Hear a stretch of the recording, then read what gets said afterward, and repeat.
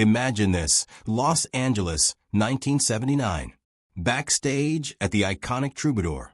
There is a whirl of energy. Guitars shriek during soundcheck, glasses ring out, and rock legends stroll through the corridors, as if it were their church. And then out of nowhere, mayhem. A flustered assistant darts into the promoter's office, white-faced and panting.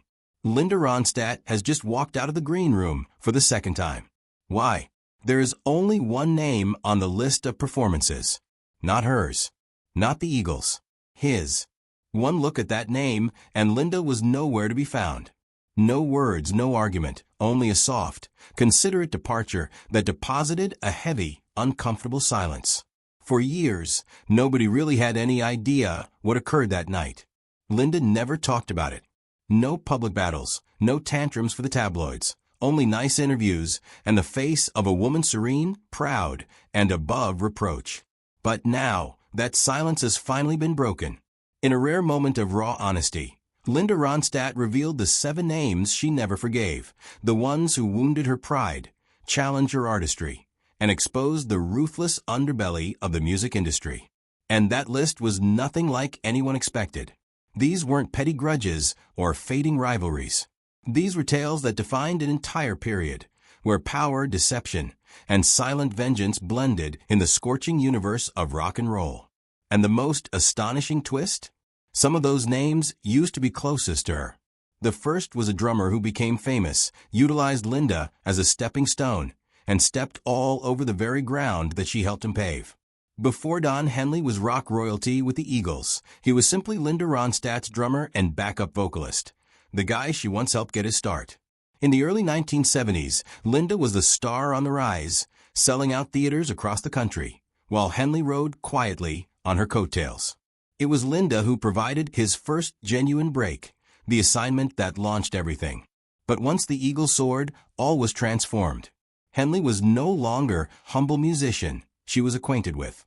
His ego inflated in perfect harmony with the band's stardom, and gratitude gave way to pride. The band that once shared the bill with Linda now paraded down Sunset Boulevard owning the place. Henley, particularly, behaved like the king of Laurel Canyon, aloof, unapproachable, and disdainful of the woman who put him on the map. The flashpoint arrived in 1975 at the Universal Amphitheater backstage. Henley had a comment that would cut for decades, deriding Linda's artistic vision and snorting that she should stick to singing covers and leave the songwriting to the pros. His words were not only inflammatory, they erased all that she had struggled for with passion, determination, and sheer ability. Linda didn't blow up or shout back. She just turned, canceled his tour credentials on the spot, and headed out. No notice. No second chances. Rumors traveled fast in the industry. Everybody knew Henley's ego had run wild. Friends whispered quietly of cocaine-fueled rants and backstabbing insults behind closed doors. For Linda, the deepest cut wasn't betrayal, it was disrespect.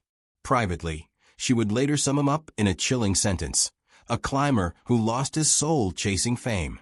But Don Henley wasn't alone in crossing the line. Linda's next confrontation didn't occur quietly in the background. It played out live, before a crowd. A drunken frontman, a hijacked microphone, and a moment of public humiliation, so raw she never forgot it. It was the night Jim Morrison crossed the line. During the Summer of Love in 1968, the summer had passed, but the chaos lingered. The Doors were unstoppable, setting every stage they performed on ablaze, while Linda was still fighting her way to the top in a male-dominated field. That evening, at a discreet after-party close to the Whiskey A Go-Go, legends and misfits mingled with abandon. No one would have thought what would occur when Jim Morrison laid eyes on Linda. Already a few drinks in, shirt half open, sauntering through the crowd, Morrison yanked Linda onto stage during performance. No notice, no permission. It wasn't quirky or impulsive. It was irresponsible. Then, right in front of all those people, he leaned in and attempted to kiss her. Linda responded as she would to any unseemly stranger. She rebuffed him. Morrison lost his footing, fell into her mic stand, and almost brought the entire setup crashing down with him. Gasps, stares, whispers. The audience had no idea whether to laugh or to hold their breath. The incident was never captured on film, but it existed forever as underground folklore, shared in green rooms and spoken on late-night talk for decades. Morrison never said sorry. Instead, he doubled up. Months on, in a broadcast interview, he ridiculed her, referring to Linda as sweet but spineless, describing her as harmless and forgettable. Linda, predictably, never came back at him in public. But among her close friends, she ripped into Morrison as a brilliant wreck, a man who took both brilliance and chaos with him wherever he went. To Linda, he was more than a rough musician. He was the very essence of toxic masculinity that attempted to reign supreme in all areas of the music industry. While Morrison's actions left psychological wounds, however, the following betrayal was even deeper, and it was perpetrated by a friend. Someone she thought stood with her for the same purpose, until ideals interfaced with ego. That individual was Neil Young. In 1976, a charity concert for farm workers had assembled some of the largest stars in rock, including Linda Ronstadt and Neil Young. On paper, they were friends, bound together by purpose and passion. But behind the scenes, tensions began to simmer. Neil rejected Linda's artistic contributions, dismissed her suggestions for the setlist, blocked her from playing certain songs, and disparaged her sound for being too commercial. And then, to make matters worse, after the performance, he allegedly informed the media that Linda wasn't built for protest, that she wasn't genuine enough for the movement. The message couldn't have been more obvious. She wasn't genuine enough for him. Linda cried and left the venue. It was not only an insult, it was a betrayal from a person she admired. That night was a turning point. From that point on, regardless of how worthy the cause, she never shared a platform with Neil Young again. In private, she referred to him as loud in message, cruel in execution. To her, his activism lacked substance when combined with that degree of arrogance. But if that hurt cut her on a personal level, the second cut destroyed her on a creative one. Because the second betrayal wasn't with the politics at shows or thoughtless comments to the media.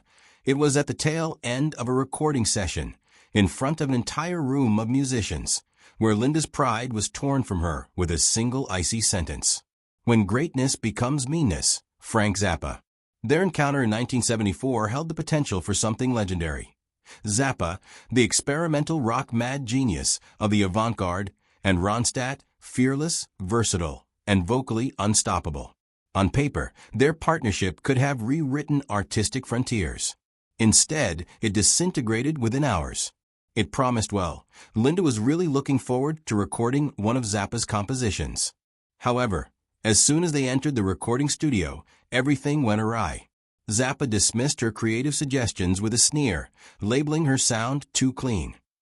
He chided her for watering down his music, reducing raw art to something that sounded like a car commercial jingle. The situation came to a head during a live rehearsal when Zappa held up his hand, brought the band to an icy stop and sneered, "This is what you get when you give real music to a pop singer." The room stood still. Nobody said a word. Linda did not protest.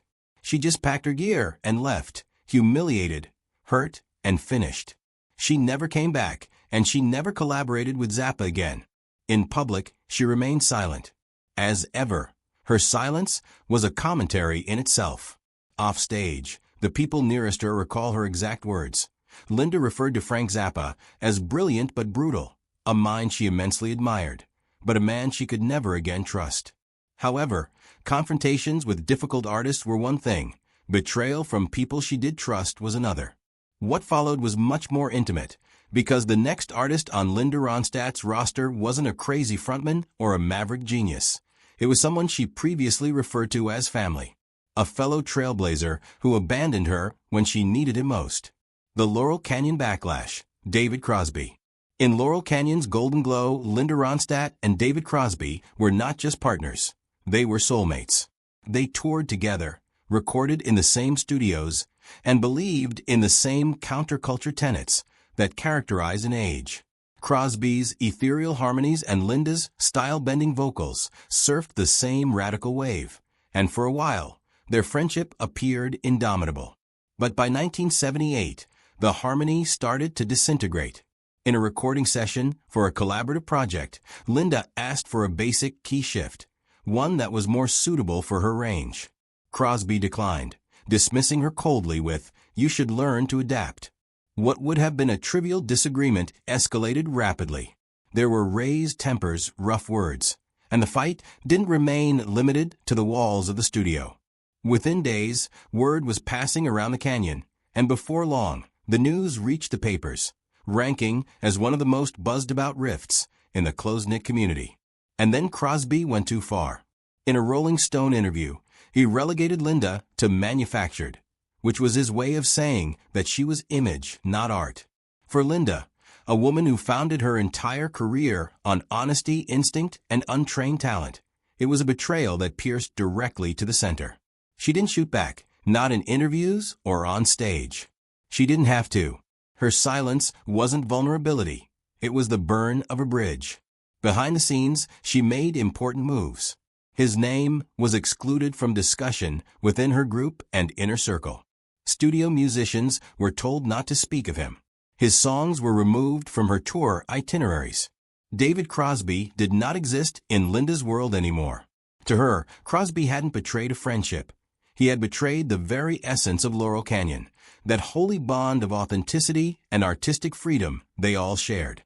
Privately, she referred to him as a cautionary tale, evidence that even the most intelligent of individuals could be devoured whole by ego, addiction, and celebrity.